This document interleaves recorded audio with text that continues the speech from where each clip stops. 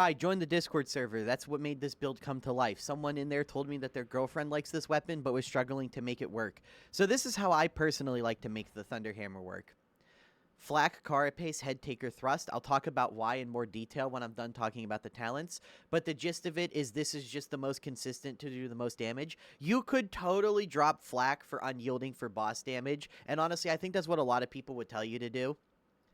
I like the Revolver purely for the fact that the Flamer is a little bit overkill. In Rotten Armor, Havoc 40s, I'd still probably go Flamer, at least if your team is competent at sniping specials and stuff.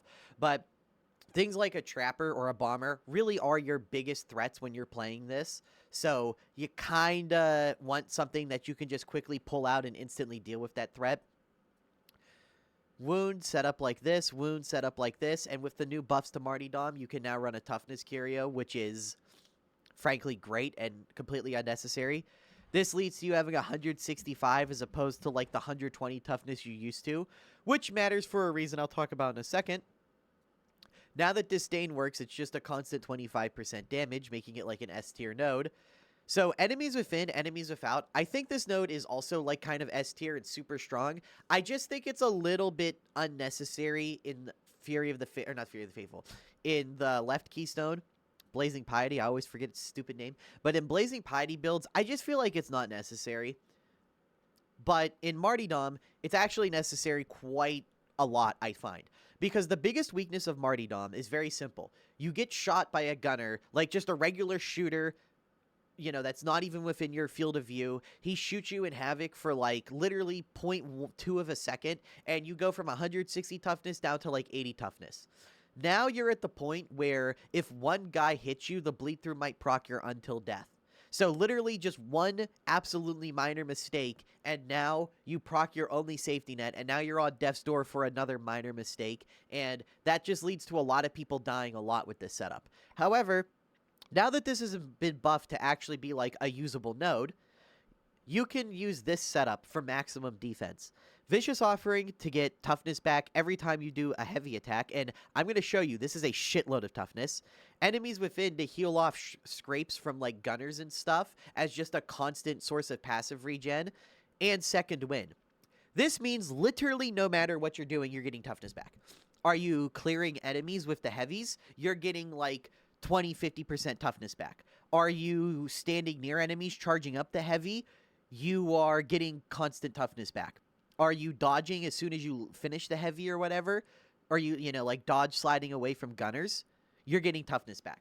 So even if you're actually doing attacks, you get a bunch of toughness back. If you're retreating, like repositioning from gunners, you get a bunch of toughness back. And just for existing, you get a bunch of toughness back. Now, let me just show you what this actually looks like. In actual gameplay, you just kind of hit once, and like you see how you just get that huge chunk of toughness. Yeah, with the Thunder Hammer, Vicious Offering's pretty good. Normally, people would never take this node in the past, but another thing that got added, like, and is way better now, is against the odds, because, you know, 10% cleave, stacking 5 times, is actually quite good when you are attacking very fast and it's hitting incredibly hard. The cleave bucket is massive, so extending the points, like the amount of people that get hit by the higher tiers of the bucket, will just eviscerate hordes. So this is pretty critical, I feel like. You can drop Duelist for Purge the Unclean if you want. Duelist is just kind of here just to be here, I'll be honest with you. It's mostly just here for, like, headshot damage versus bosses, but it's you know, Thunder Hammer's not the greatest. It's really good with Fury of the Faithful because you dodge once and then charge in to get, like, convert the dodge into damage. It's fine. The Thunder Hammer's not really what I'd call a finesse weapon. I like Blades of Faith just to have another level of, like, this, you know, for, like, dealing with gunners and stuff. But you could totally go with Stun Storms here. Just don't go Immolation with the Thunder Hammer ever. Immolation grenades they kind of require Uncanny to do anything versus, like, half of the enemies in the game. And the enemies that this kills without Uncanny are just regular fleshy trash, which is the stuff that the Thunder Hammer with Martyrdom just absolutely eviscerates in like 2 seconds. And Stun Storms are just good all-around utility if you don't feel like you need the knives. Sustained Assault is, again, just like a constant 20-25% damage. Holy, it's 20%. It's 4. The Disdain is 5 and 25%. Holy Rev is absolutely required for Martyrdom. And Against the Odds is also kind of required because you are, you demand Cleave to heal off scrapes. The biggest threat to you as Martyrdom is something, it all comes back to this. Like, a guy hits you once, and now Toughness Bleed Through could easily put you at death's door or get you killed. So it's just really important that literally every second you are constantly regenerating Toughness to just minimize any chance of Bleed Through happening. Attack speed because it's attack speed and it's what the Thunderhammer lacks. Good balance because more defense is more defense. Same reason for Benediction. These other auras are just also kind of stinky. Now, you could go Shroudfield and go like the one-shot bosses route. And honestly, I do think the Shroudfield route is a little bit better sometimes. Because, you spam the 30% damage resistance and you get the ability to one-shot bosses. I don't think there's anything wrong with running it like that. But I would rather use Fury of the Faithful. Because, one, having 2 stocks means there's more times when you could just get on-demand Toughness. I also just find it more fun than stealth cheesing everything. But you really can't go wrong with either. Though, do know if you go Shroudfield, you got to take this point, and you got to take like an extra one of these. So, you are going to point tax yourself just a little bit there.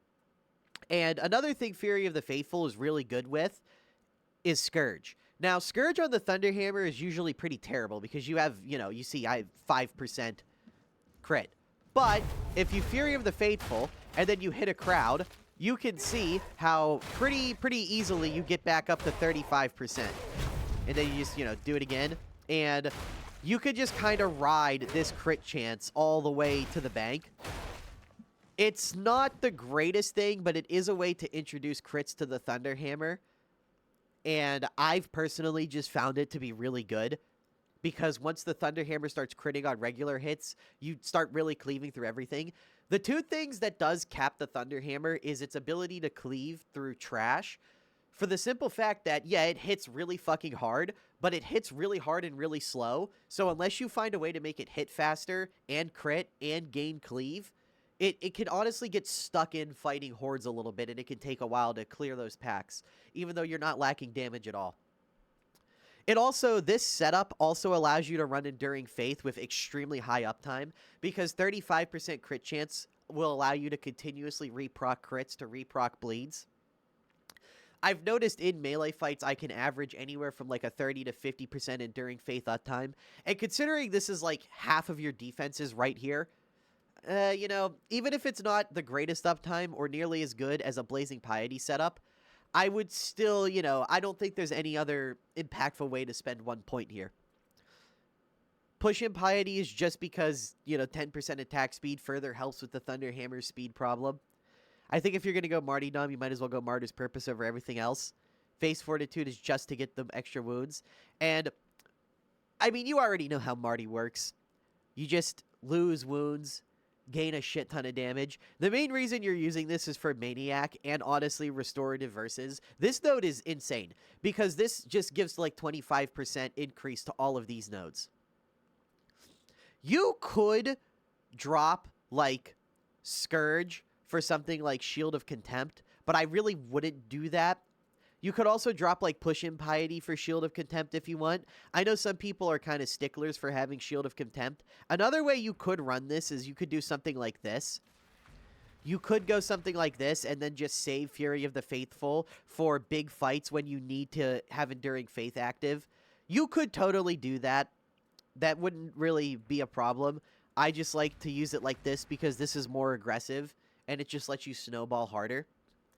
So the Thunderhammer, I like to keep it set up like this because Headtaker is just by far and away the best, like, overall damage blessing for it.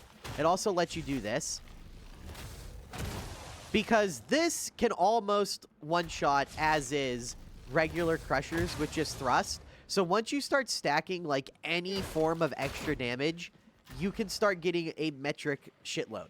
which is enough to one-shot everything. And if you're wondering how this does on bosses, it's obviously not as good as the Shroud Field setup,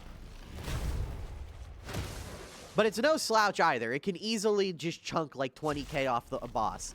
And if you're wondering what it's like with nothing, it can chunk about 10, 12k off a boss. So when you're proccing like all of your buffs, your Disdain, your Sustained Assault, your Head Taker, and you charge into it, you're looking at about 20k plus off a boss, which, okay, so in Havoc where they have like 80 HP, you know, you need to hit it, what, like 4 times to kill it? That's really not that different to just outright one-shotting it. You're still killing it in like 5-6 seconds maximum, especially with this kind of attack speed. So, you know, I don't personally see the value in stealth one-shotting over constantly having extra attack speed, because that really is something the hammer lacks. But yeah, this is how I like to run the hammer. I hope it works for you and your girlfriend. Okay, join the fucking server and you can make requests like this too.